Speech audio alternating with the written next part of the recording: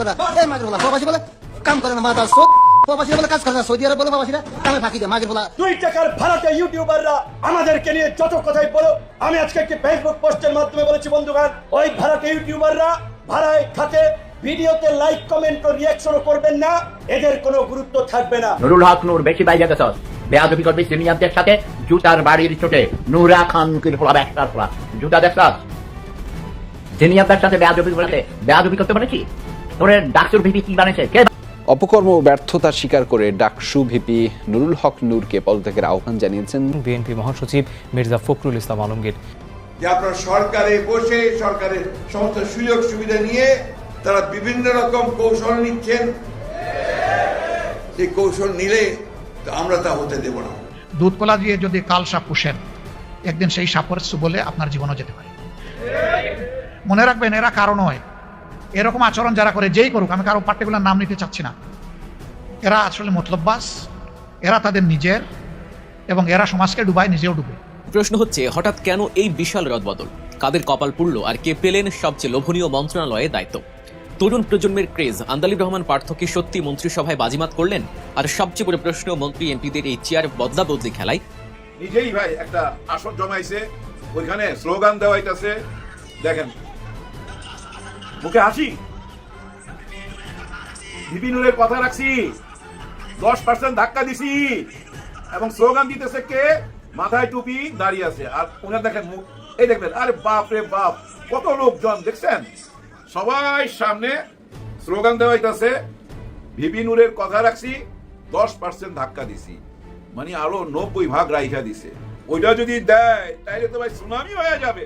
ইলিয়াস হোসেন 3-4 দিন আগে যে ভিডিওটা বানাইছে ভিপি নুরের এগেইনস্টে, যেটা প্রচুর মানে ভিউ হয়েছে, মিলিয়ন মিলিয়ন ভিউ হইতেছে, এটা যদি আরো 7 দিন আগে বানাইতো তাহলে ভিপি নুরের কপাল পুড়ে যেত। আপনাদের কি মনে হয় তাহলে ভিপি নুরের যে এই যে প্রতিমন্ত্রিত্বটা আছে এটা থাকতো? হিরো বানায় দিল তো প্রতিমন্ত্রী সাহেব রে, ভিপি নুর সাহেব হিরো হয়ে গেছে এখন। আমাদের ইলিয়াস হোসেন ওনার প্রতিবেদনটা বাইর হওয়ার পর থেকে না উনি এতটা গরম খাইছে ভাই, কল্পনা করতে পারবেন না, কেউ তো ধরে রাখতে পারতেছে না। নিজেই ভাই একটা আসর জমাইছে, ওইখানে স্লোগান দেওয়া হইতাছে, দেখেন মুখে হাসি, ভিপিনুরের কথা রাখছি, 10% ধাক্কা দিছি, এবং স্লোগান দিতেছে কে? মাথায় টুপি দাঁড়িয়ে আছে, আর উনার দেখেন মুখ, এই দেখবেন, আরে বাপ রে বাপ, কত লোকজন দেখছেন, সবাই সামনে স্লোগান দেওয়া হইতাছে, ভিপিনুরের কথা রাখছি, 10% ধাক্কা দিছি, মানে আরো 90% রাইখা দিছে। ওইটা যদি দেয় তাইলে তো ভাই সুনামি হয়ে যাবে, উল্টায় ভালাবে সবকিছু। ওনারা আর কেউ খেপানো উচিত হবে না। আমাদের ইলিয়াস হোসেনের এই প্রতিবেদনের পরে উনি কিন্তু আসলেই হিরো হয়ে গেছে। কারণ কি জানেন, আমাদের দেশের মানুষ তো ক্ষমতার সঙ্গে থাকতে চায়। ওই প্রতিবেদনে একটা জিনিস বোঝা গেছে, এই লোকের অনেক ক্ষমতা। ওই যে ইসরায়েলের গোয়েন্দাদেরও বোকা বানায়া তাদের কাছ থেকে মাল নিয়ে নিছে, মোসাদের কাছ থেকে মাল নিয়ে নিছে। তার মানে কত অভিজ্ঞ লোক, এবং আত্মীয়করণ কাকে বলে, হায় হায় হায় হায়, আমরা শেখ হাসিনাকে বলতাম আত্মীয়করণ, ওনার আত্মীয় স্বজনকেই খালি বড় বড় পোস্টে দেয়। ওনার এলাকায় ওনার আত্মীয়রাই কিন্তু এখন সবকিছু সামলাইতেছে। আত্মীয়করণ কাকে বলে ওনার এলাকায় গেলে বুঝতে পারবেন। কিন্তু ভাই এই প্রতিবেদনটা প্রকাশ হওয়ার পর উনি আরো বেশি উঠা গেছে ভাই, হ্যাঁ উপরের দিকে উঠা গেছে, এমন পর্যায়ে চলে গেছে ওনাকে নিয়ে কথা বলার জন্য এখন অনেকেই বাইর হয়েছে ভাই। কারণ ওই যে টাকায় কথা বলে, খরচ করতেছে 2 হাতে, পুরো মিডিয়া হাতে নিয়ে নিছে তো, এবং পিছনেও ভাই অনেক লোক চলে আসছে, কারণ ক্ষমতার সঙ্গে থাকতে হবে। উনি যে ক্ষমতাবান, ইলিয়াস হোসেন সাহেবের ওই প্রতিবেদনে ক্লিয়ারলি বোঝা গেছে যে ইনি একজন ক্ষমতাবান লোক, আর ক্ষমতাবানের সঙ্গেই তো সবাই থাকতে চায়। যেমন আমাদের দেশের সরকার, ওনারাও কিন্তু বিরাট ক্ষমতাবান, ওনাদের সঙ্গে সবাই থাকতে চায়। কিন্তু বিরোধী দলও কি থাকতে চায়? জামাতে ইসলামের আওয়াজ একটু কম না, এরকম মনে হচ্ছে না? আমাদের নাহিদ ইসলামের আওয়াজ আছে, কিন্তু সে আওয়াজে কাজ হচ্ছে না। আবার আমাদের ওই হাসনাত আব্দুল্লাহ কই, আমার তো মনে হয় উনি একটা সিস্টেমের মধ্যে চলে গেছে, ওনার মাথার মধ্যে হয়তো এইটা ঢুকছে, আচ্ছা আমি তো সারা দেশের উন্নয়ন করতে পারুম না, আমি শুধু আমার এলাকার উন্নয়ন করি, এবং ওনাকে বরাদ্দ দেওয়া হচ্ছে 2 হাতে, এবং ওনাকে ব্যস্ত রাখা হয়েছে ওনার এলাকার উন্নতির জন্য, মানে একটা সিস্টেমের মধ্যে ঢুকাই দিছে। আর উনিও এটা বুঝছে, আমি যদি আমার এলাকার উন্নয়ন করি বারবার এমপি হইতে পারবো, যার জন্য ব্যস্ত হয়ে গেছে দেবিদ্দার নিয়া। ওনার এলাকার নাম কি দেবিদ্দার নাকি? হ্যাঁ, দেবিদ্দার। ওইখানে কিন্তু চাঁদাবাজি নাই। একজন সিএনজি ড্রাইভারের আমি ইন্টারভিউ দেখতেছিলাম দেবিদ্দারের, যে আমাদের এই এলাকাটা হচ্ছে হাসনাত আব্দুল্লাহর এলাকা, কেউ এখানে 1 টাকা চাঁদাবাজি দেখাইতে পারবেন না। তার মানে উনি ওনার এলাকার হাল ধরতে পারছে, চাঁদাবাজদের সরায়া হাল ধরতে পারছে। খুবই ভালো কাজ।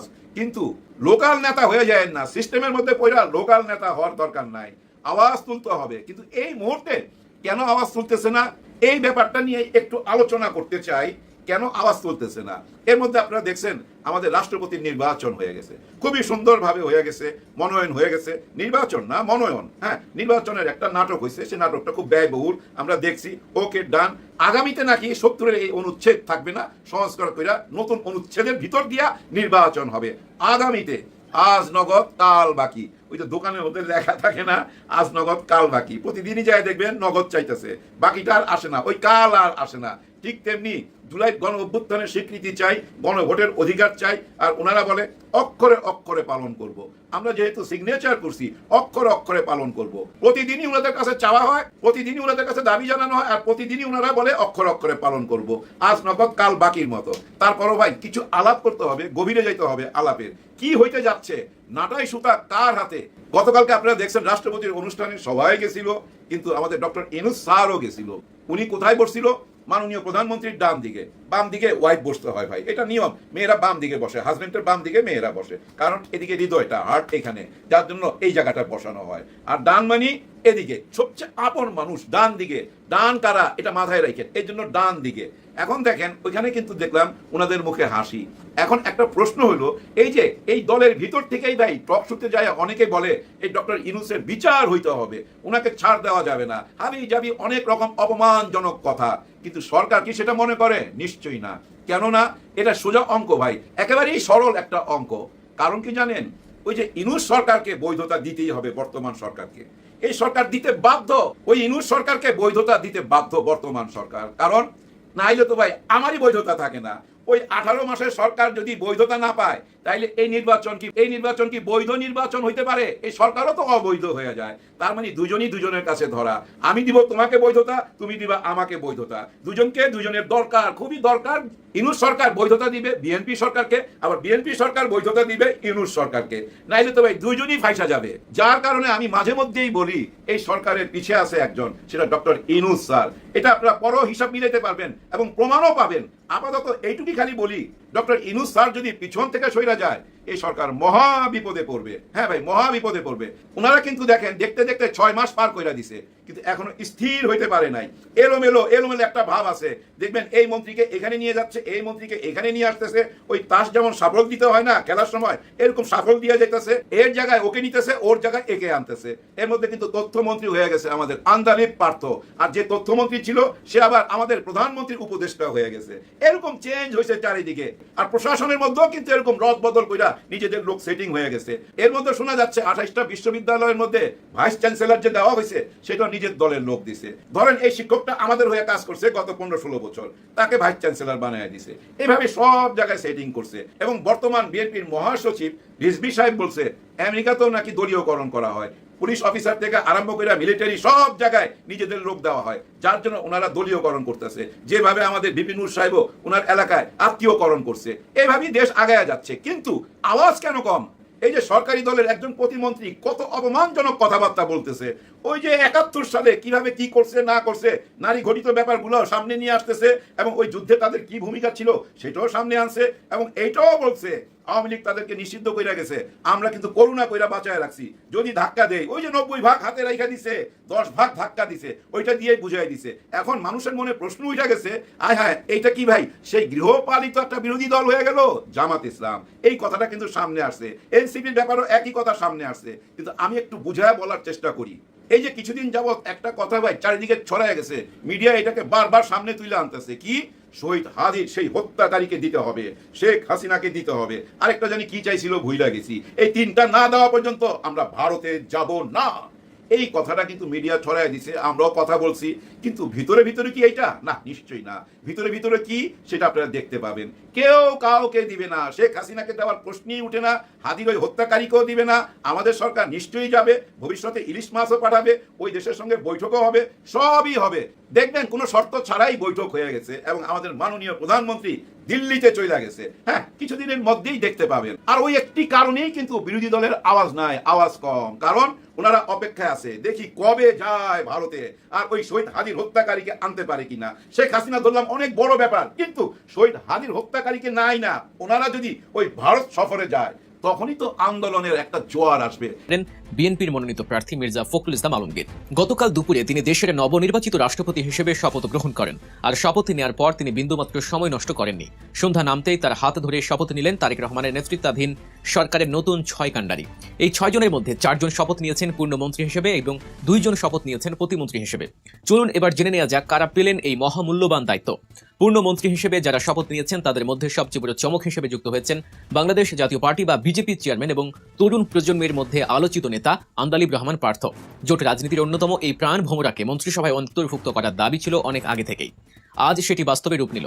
এরপর রয়েছেন বিএনপির স্থায়ী কমিটির অত্যন্ত গুরুত্বপূর্ণ সদস্য ডক্টর আব্দুল মঈন খান। এছাড়াও পার্বত্য অঞ্চল থেকে প্রতিনিধিত্ব নিশ্চিত করতে পূর্ণ মন্ত্রী হিসেবে শপথ নিয়েছেন বান্দরবানের সংসদ সদস্য সাচিং প্রু জেরি। আর সবচেয়ে বড় প্রমোশন পেয়েছেন এম রাশিদুজ্জামান মিল্লাত। তিনি এতদিন বেসামরিক বিমান পরিবহন ও পর্যটন মন্ত্রণালয়ের প্রতিমন্ত্রীর দায়িত্বে ছিলেন। তার কাজে সন্তুষ্ট হয়ে সরকার তাকে আজ পূর্ণমন্ত্রীর মর্যাদায় উন্নীত করে শপথ পড়িয়েছে। অন্যদিকে প্রতিমন্ত্রী হিসেবে শপথ নিয়েছেন 2 জন গুরুত্বপূর্ণ ব্যক্তি। তারা হলেন প্রধানমন্ত্রীর পররাষ্ট্র বিষয়ক উপদেষ্টা হুমায়ুন কবির এবং গাইবান্ধা 4 আসনের সংসদ সদস্য মোহাম্মদ শামীম কায়সার লিঙ্কন। দর্শক, এই নতুন 6 জনকে যুক্ত করার পর তারেক রহমানের মন্ত্রিসভার আকার কিন্তু বেশ বড় হলো। আপনারা জানেন গত ফেব্রুয়ারিতে যখন সরকার গঠিত হয় তখন প্রধানমন্ত্রী তারেক রহমান ছাড়া এই মন্ত্রিসভায় 24 জন পূর্ণমন্ত্রী এবং 23 জন প্রতিমন্ত্রী ছিলেন। শুধু তাই নয়, প্রধানমন্ত্রীর উপদেষ্টা মণ্ডলীতেও মন্ত্রী পদমর্যাদায় 5 জন এবং প্রতিমন্ত্রী মর্যাদায় আরও 5 জন দায়িত্ব পালন করে আসছিলেন। এখন এই বিশাল বহরে নতুন করে যুক্ত হলেন আরও 6 জন। কিন্তু এখানেই লুকিয়ে আছে রাজনীতির আসল রহস্য। নতুন মন্ত্রীরা তো শপথ নিলেন, কিন্তু তারা কোন মন্ত্রণালয়ে দায়িত্ব পাচ্ছেন? রাজনৈতিক বিশ্লেষক এবং দলীয় নির্ভরযোগ্য সূত্রগুলো থেকে যে আভাস পাওয়া যাচ্ছে তা কিন্তু অনেক মন্ত্রীর রাতের ঘুম হারাম করে দেওয়ার জন্য যথেষ্ট। আপনারা জানেন গত 6 মাস ধরে বেশ কয়েকজন মন্ত্রী একসাথে 2টি বা 3টি মন্ত্রণালয়ের অতিরিক্ত দায়িত্ব সামলাচ্ছিলেন। এখন এই নতুন 6 জন আসায় সেই ভারী কাঁধগুলো থেকে বোঝা কমানো হবে, এটা অনেকটাই নিশ্চিত। কিন্তু গুঞ্জন রয়েছে শুধু দায়িত্ব বন্টন নয়, বরং বেশ কয়েকটি মেগা মন্ত্রণালয় আসতে পারে বিশাল রদবদল। বিশেষ করে স্থানীয় সরকার পল্লী উন্নয়ন ও সমবায় মন্ত্রণালয় বা এলজিআরডির মতো সবচেয়ে ক্ষমতাধর মন্ত্রণালয়ের দায়িত্ব পেতে যাচ্ছেন বিএনপির জ্যেষ্ঠ নেতা ডক্টর আব্দুল মঈন খান। তৃণমূলের রাজনীতি নিয়ন্ত্রণ এবং গ্রামীণ অবকাঠামো উন্নয়নের এই বিশাল বাজেটওয়ালা মন্ত্রণালয় মঈন খানের মতো ক্লিন ইমেজের নেতাকে বসানো তারেক রহমানের একটি মাস্টার স্ট্রোক বলে মনে করছেন বিশ্লেষকরা। অন্যদিকে সবার নজর এখন আন্দালিব রহমান পার্থ দিকে। সংসদে তার বাকপটু, তীক্ষ্ণ বুদ্ধিসম্পন্ন এবং মিডিয়া ফ্রেন্ডলি এই নেতাকে তথ্য সম্প্রচারের মন্ত্রণালয়ের দায়িত্ব দেওয়া হতে পারে বলে বাতাসে জোরালো গুঞ্জন ভাসছে। সরকারের ভালো কাজগুলো জনগণের সামনে তুলে ধরা এবং বিরোধী দলের মতামতকে রুখে দিতে পার্থর বিকল্প এই মুহূর্তে জোটে আর কেউ নেই বললেই চলে। তবে দর্শক, শুধু কি নতুনদের পদায়ন না, রাজনীতির অন্দরমহলে খবর কিন্তু অন্যরকম। গত 6 মাসে সরকারের বেশ কয়েকজন মন্ত্রী তাদের কাজে চরমভাবে ব্যর্থ হয়েছেন। তাদের বেশ কিছু বেফাঁস মন্তব্য এবং অযোগ্যতার কারণে সরকারকে বারবার বিব্রত হতে হয়েছে। সূত্র বলছে এই নতুন শপথ গ্রহণের মধ্য দিয়ে সেসব বিতর্কিত ও ব্যর্থ মন্ত্রীদের ডানা ছাঁটা হতে পারে। কাউকে হয়তো কম গুরুত্বপূর্ণ মন্ত্রণালয়ে সরিয়ে দেওয়া হবে, আবার কাউকে হয়তো পুরোপুরি মন্ত্রিসভা থেকেই বাদ দেওয়া হতে পারে। আর এই রদবদলের চূড়ান্ত তালিকা খুব শিগগিরই প্রজ্ঞাপন আকারে জারি করা হবে। কিন্তু দর্শক, রাজনীতির এই রাজকীয় দাবা খেলা, মন্ত্রিত্ব পাওয়া না পাওয়া কিংবা কার থেকে কোন মন্ত্রণালয় কেড়ে নেওয়া হলো, এসব দিয়ে কি সাধারণ মানুষের পেট ভরবে? আজ বাংলাদেশের আনাচে কানাচে কান পাতলে শোনা যায় সাধারণ মানুষের চাপা কান্না। মন্ত্রীরা তো নতুন নতুন ফ্ল্যাগ স্ট্যান্ড লাগানো গাড়িতে উঠবেন, তাদের প্রোটোকল বাড়বে, কিন্তু জনগণের ভাগ্যে কি ঘটছে? বাংলাদেশের বর্তমান প্রেক্ষাপটে সাধারণ মানুষের সবচেয়ে বড় কষ্টের কারণ হচ্ছে দ্রব্যমূল্যের ঊর্ধ্বগতি। বাজারে গেলে মানুষের পকেট ফাঁকা হয়ে যাচ্ছে। চাল, ডাল, তেল থেকে শুরু করে নিত্য প্রয়োজনীয় প্রতিটি জিনিসের দাম আকাশ ছোঁয়া। মানুষের আয় বাড়েনি, কিন্তু ব্যয় বেড়েছে বহুগুণ। এর পাশাপাশি যোগ হয়েছে ভয়াবহ বিদ্যুৎ সংকট। গ্রামে গঞ্জে এমনকি শহরেও বিদ্যুতের লোডশেডিং এ জনজীবন অতিষ্ঠ। কলকারখানার উৎপাদন ব্যাহত হচ্ছে, আর গ্যাসের হাহাকার তো এক নিয়মিত অভিশাপে পরিণত হয়েছে। চুলায় গ্যাস না থাকায় গৃহিণীরা রান্না করতে পারছেন না। সিএনজি স্টেশনে ঘন্টার পর ঘন্টা লাইনে দাঁড়িয়ে থাকছেন চালকরা। গতকাল যে মন্ত্রীরা শপথ নিলেন তারা কি পারবেন জনগণের এই হাহাকার দূর করতে? সাধারণ মানুষ জানতে চায় না কে তথ্যমন্ত্রী হলেন আর কে স্থানীয় সরকার মন্ত্রী হলেন। মানুষ চায় বাজারে গেলে যেন স্বস্তিতে বাজার করা যায়, মাস শেষে যেন বিদ্যুৎ বিলটা নাগালের মধ্যে থাকে, আর চুলায় যেন ঠিকমতো গ্যাস জ্বলে। নতুন রাষ্ট্রপতি মির্জা ফখরুল ইসলাম আলমগীর এবং প্রধানমন্ত্রী তারেক রহমানের সামনে এখন সবচেয়ে বড় চ্যালেঞ্জ হচ্ছে এই জ্বলন্ত সমস্যাগুলোর সমাধান করা। যদি এই মন্ত্রিসভার রদবদল শুধুমাত্র নেতাদের সন্তুষ্ট করার জন্য বা দলের ভেতরের কোন্দল মেটানোর জন্য হয়, তাহলে জনগণের এই কষ্ট কোনোদিনই লাঘব হবে না। আর জনগণ যদি একবার মুখ ফিরিয়ে নেয়, তবে ক্ষমতার মসনদে টিকিয়ে রাখা যে কতটা কঠিন তা ইতিহাসের পাতায় বারবার লেখা আছে। আসসালামু আলাইকুম। ইলিয়াস হোসেন 3-4 দিন আগে যে ভিডিওটা বানাইছে ভিপি নুরের এগেইনস্টে, যেটা প্রচুর মানে ভিউ হয়েছে, মিলিয়ন মিলিয়ন ভিউ হইতেছে, এটা যদি আরো 7 দিন আগে বানাইতো তাহলে ভিপি নুরের কপাল পুড়ে যেত। আপনাদের কি মনে হয় তাহলে ভিপি নুরের যে এই যে প্রতিমন্ত্রিত্বটা সেটা থাকতো না? কারণ মন্ত্রিসভাটা পরিবর্তন হয়েছে। ভিপি নুরের কেন থাকতো না সেটা নিয়ে পরে আলোচনা করতেছি। আমাদের যে বর্তমান মন্ত্রিসভার পরিবর্তন হয়েছে এটা নিয়ে একটু ডিসকাশন করতেই হয় আপনাদের সাথে। আপনারা জানেন মহামান্য রাষ্ট্রপতি যেদিন শপথ নিলেন সেদিনই মহামান্য রাষ্ট্রপতি 4 জন নতুন মন্ত্রী এবং 2 জন প্রতিমন্ত্রীকে শপথ গ্রহণ করালেন। অনেকেই বলে যে রাষ্ট্রপতির কোনো কাজ নেই, অথচ দেখেন বেচারা সাইনটা করে একটা পানিও খাইতে পারে নাই, সাথে সাথেই তার উপর দায়িত্ব চলে এলো, সাথে সাথেই সে শপথ বাক্য পাঠ করলো, নিজে শপথ বাক্য করে নেওয়া সাথে সাথেই শপথ বাক্য পাঠ করে এলো। কত ব্যস্ত আমাদের দেশের মহামান্য রাষ্ট্রপতি, অথচ আমরা বলি রাষ্ট্রপতি ছোট জগন্নাথ কিছুই করে না, বসে থাকে, অনেক কাজ আছে। এনিওয়ে মূল আলোচনা হলো যে বর্তমান সরকার ওই একই দিনে মন্ত্রী পরিষদে বেশ রদবদল আনছেন। এটা স্বাভাবিক প্রক্রিয়া, যে কোনো মন্ত্রিসভায় রদবদল হয়। এটা সময় সাপেক্ষে, অল্প সময়ে হয়, দীর্ঘ সময় পর হয়। এটা ডিপেন্ড করে সরকারের মন মানসিকতা, কাজের চাপের উপর। এইবার যে মন্ত্রী পরিষদে যে রদবদলটা হইলো, এখানে কারো ভাগ্য খুলছে, কারো ভাগ্য পুড়ছে। যেমনটি ধরেন তথ্য মন্ত্রণালয়ে ছিলেন জহিরুদ্দিন স্বপন সাহেব, ওনাকে তথ্য মন্ত্রণালয় থেকে সরিয়ে নিয়ে চলে যাওয়া হয়েছে প্রধানমন্ত্রীর উপদেষ্টা হিসেবে। এখন উপদেষ্টা, এই মন্ত্রী থেকে উপদেষ্টা, এই ঘটনা কিন্তু আমরা বাংলাদেশের আগে দেখি নাই। উপদেষ্টা থেকে মন্ত্রী হয়েছেন। এখন অনেকেরই প্রশ্ন, উপদেষ্টা তো প্রতিমন্ত্রী পদমর্যাদায় না, কথাটা ঠিক নয়। উপদেষ্টা মন্ত্রী পদমর্যাদায়ও হতে পারেন। আমরা আওয়ামী আমলে দেখেছি অনেক উপদেষ্টা ছিল শেখ হাসিনার যারা মন্ত্রী পদমর্যাদায়। যেহেতু জহিরুদ্দিন স্বপন একজন মন্ত্রী ছিলেন, উনি মন্ত্রী পদমর্যাদায় উপদেষ্টা থাকবেন। কিন্তু ওই যে অন্যান্য যে উপদেষ্টা যারা আছে তাদেরকে বলে দেওয়া হয়েছে কে মন্ত্রী পদমর্যাদায়, কে প্রতিমন্ত্রী পদমর্যাদায়। যেমন ডক্টর জাহিদুর রহমান প্রতিমন্ত্রী পদমর্যাদায়। এখন এইখানে এসছেন আন্দালিব রহমান পার্থ, আপনারা তাকে চিনেন। আমরা কিন্তু আন্দাজ করতে পারতেছিলাম সংসদ যখন চলতেছিল যেভাবে পার্থ সাহেব জামাতের উপরে ঝাঁপাইয়া পড়ছিল এবং তারপরে ঝাঁপাইয়া পড়া মাননীয় প্রধানমন্ত্রীর কাছে যে মহামারী ছিল, তখনই কিন্তু একটা বল বুঝলে পারাইছে এই যে পার্থ কপাল খুলে গেল, পার্থ এবার মন্ত্রিত্ব পাবে। তবে আমরা ভাবছিলাম প্রতিমন্ত্রীর দায়িত্ব হবে, কারণ দেখেন জোটে যারা আসছে, এই যে ববি হাজ্জাজ, নুরুল হক নূর, তারপর জুনায়েদ সাকি, এরা কিন্তু সবাই প্রতিমন্ত্রী। কিন্তু পার্থ পূর্ণ মন্ত্রী। সবচেয়ে ভাগ্যবান না, প্রধানমন্ত্রী তাকে সবচেয়ে বড় সম্মানটা দিল জোটের দল হিসাবে। এখন কথা হচ্ছে বাকি মন্ত্রীদের নিয়ে আলোচনা করে লাভ নেই, কারণ এখানে কিছু বদল হইতে পারে। বিমান মন্ত্রণালয়ে চেঞ্জ হয়েছে, ওইখানকার পূর্ণমন্ত্রী হয়েছেন প্রতিমন্ত্রী। এবং সবচেয়ে মজার যেটা ঘটেছে সেটা হলো পররাষ্ট্র মন্ত্রণালয় নিয়ে। দেখেন পররাষ্ট্র মন্ত্রণালয়ে এখন 2 জন প্রতিমন্ত্রী নতুনভাবে আসছেন, হুমায়ুন কবির সাহেব এবং আগে ছিলেন শামা ওবায়দ, 2 জনই আছেন। হুমায়ুন কবির সাহেবের সম্পর্কে অনেকেরই ধারণা আছে, আমি বিভিন্ন জায়গায় দেখছি বলতেছে হুমায়ুন কবির কেটা লন্ডনে থাকতো, চামচামি করতো, তারেক রহমানের ওরে এই দেশে বিএনপির যুগ্ম মহাসচিব বানাইছে, এখন আবার প্রতিমন্ত্রী পদমর্যাদায় তাকে উপদেষ্টা বানাইছে, পররাষ্ট্র মন্ত্রণালয় ঠিক করে নাই। ভাই হুমায়ুন কবিরকে না আপনি এত আন্ডারস্টিমেট করেন না। হুমায়ুন কবির বেসিক্যালি ইংল্যান্ডে জন্মগ্রহণ করেন, ছোটবেলায় গেছেন, কিন্তু অনেক পড়াশোনা জানা লোক এবং রাজনীতি নিয়ে উনি কাজ করছেন। উনি আরএসসি থেকে পড়াশোনা করছেন, অনেক বড় বড় ইউনিভার্সিটি তার টুকটাক ডিগ্রি আছে, এমনকি উনি ব্রিটিশ পলিটিক্সের সাথেও জড়িত ছিলেন। জানা গেছে ঋষি সুনাক যে ছিলেন শেষ প্রধানমন্ত্রী, মানে এর আগের প্রধানমন্ত্রী, ঋষি সুনাকের সাথে উনি কাজ করছেন। রাজনৈতিকভাবে সমৃদ্ধ। সরকারের প্ল্যানটা কি? এখন অনেকেই বলতেছেন যে আলটিমেটলি ডক্টর খলিলুর রহমানকে সরিয়ে দেওয়া হবে, তারপরে এদের 2 জনের একজন থেকে মন্ত্রী বানানো হবে। কেন সরানো হবে? কারণ ডক্টর খলিলুর রহমান আপনারা জানেন জাতিসংঘের সাধারণ পরিষদের সভাপতি হয়ে গেছেন, উনি ওইখানে কাজ করতে হবে। প্রথম থেকে সবাই বলছিল আপনি 2টা একসাথে করবেন, এই চাকরি ছেড়ে দেবেন, ওইখানে চলে যাবেন। উনি বলছেন না, আমি কেন যাবো, সরকার রাখলে আমি থাকবো। কারণ এরকম প্রমাণ কিন্তু আছে যে এর আগেও একজন এই সাধারণ পরিষদের সভাপতি ইন্দোনেশিয়া অথবা মালয়েশিয়ার ওখানে একজন মন্ত্রী পদমর্যাদায় বা মন্ত্রী ছিলেন, উনি মন্ত্রিত্ব রাখছেন, কাজও করছেন, উনিও রাখতে পারেন। কাজে পররাষ্ট্র মন্ত্রণালয়ে 2 জন প্রতিমন্ত্রী এবং একজন পূর্ণমন্ত্রী আছেন, এখন কোনো উপদেষ্টা নাই। নিশ্চয়ই ওখানে উপদেষ্টা দিবেন মাননীয় প্রধানমন্ত্রী। তবে 2 জন প্রতিমন্ত্রী এটা কিন্তু বাংলাদেশে প্রথম। আমরা দেখছি প্রতিমন্ত্রী এবং উপমন্ত্রী, এবং প্রতিমন্ত্রী উপমন্ত্রীর মধ্যে কি ডিফারেন্স সেটা আমরা জানি না। এখানে কিন্তু অনেকের চাকরি চলে যাওয়ার কথা ছিল, বাজারে অনেক আভাস ছিল অমুকের চাকরি চলে যাবে, তমুকের চাকরি চলে যাবে। যেমন কারো চাকরি চলে যাবে নারী কেলেঙ্কারির জন্য, কারো চাকরি চলে যাবে কথায় বেসামাল হওয়ার জন্য, কারো চাকরি চলে যাবে অপারগতার জন্য। এর মধ্যে এই আমাদের নূর সাহেবের নাম কি ছিল? এইখানে যদি ইলিয়াস আরো 7 দিন আগে ভিডিওটা বানাইতো তাহলে কিন্তু এবার নূর সাহেবের চাকরিটা থাকতো না। এখনো নূর সাহেবের চাকরি থাকবে কি না, মন্ত্রিত্ব থাকবে কি না, এটা প্রশ্ন সাপেক্ষ। আমি নূর সাহেবকে বলবো, দেখেন ইলিয়াস হোসেন, পিনাকিদা বা কনক সানোয়ার বা যে কোনো কন্টেন্ট ক্রিয়েটারই যদি আপনার কোনো সমালোচনা করে, আপনি সেটাকে প্রতিবাদ করুন। সেটা প্রতিবাদের ভাষা হলো আপনি সংবাদ সম্মেলন করুন, করে বলেন উনি এই মিথ্যা কথা বলছে। আপনি সেটা না করে আপনি এখন আরো উত্তেজিত হয়ে যাচ্ছেন। আপনি কিসব কথা বলতেছেন লুস সাহেব? আপনি একবার ভাবেন, এই যে আপনি জামাত নিয়ে পড়ছেন, আপনাকে খোঁজা দিল ইলিয়াস, আপনি এখন জামাত নিয়ে পড়ছেন। আপনার সাথে আমির হামজার পোলাপানের সাথে আপনার পোলাপানের মারামারি হয়েছে, আপনি আমির হামজার একেবারে রাস্তায় নামাই দিয়েছেন, তার খুতবা কেউ শুনবেন না, তাকে খুতবা করতে দিবেন না, আপনার কথা মানুষ খুতবা শোনা বন্ধ করে দিব। আর এখন বলতেছেন ইলিয়াস হোসেন, তারপরে পিনাকি, এরা পয়সার জন্য ইউটিউবেও বিভিন্ন কথাবার্তা বলে, বালকামারের জন্য, ভিউয়ের জন্য, আপনারা তো দেখবেন না।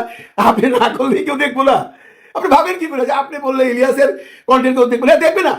দেখবেন আপনার যে পালিত ছেলে পেলে আছে গণ অধিকার পরিষদের, এরা রাইতে সংখ্যা কত? ওই যে কে একজন যিনি বলতেছিল যে একটা ইউনিয়নে যে জামাতের কর্মী আছে, ইউনিয়নে, একটা ইউনিয়নে এতগুলা কর্মী আপনি পুরা দেশে নেই, মানে এইখানে আপনি নিজস্ব করে নিজে কথাবার্তা শুনেন না, বাজারে কি কি কথাবার্তা কয়।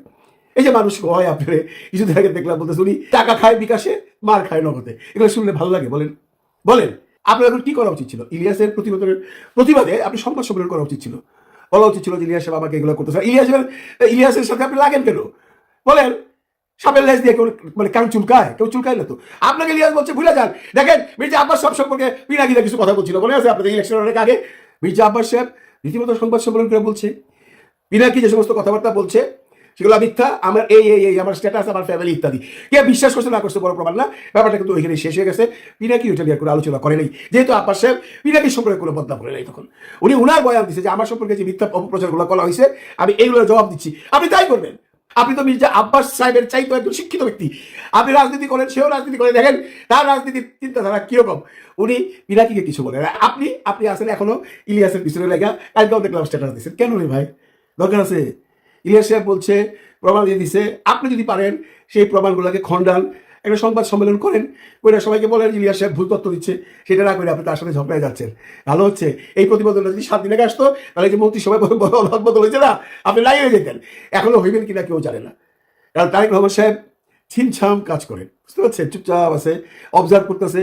এখনই যদি আপনার উপরে থাবা দেয়, হয়তো আপনার একটা মন খারাপ হবে, দেখতেছে ফাট করে সরাই ফেলাইব। কারণ আপনি যদি মন্ত্রিত্বে থাইকা মানুষের সাথে সৎ সম্পর্ক, ভালো সম্পর্ক না রাখতে পারেন, শুধু নিজের পকেট ভারী করেন, নিজের এলাকাতে পর্যন্ত আপনি সেইভাবে বিএনপিকে মূল্যায়ন করেন, এগুলো তারেক রহমানের কানে যাবে না।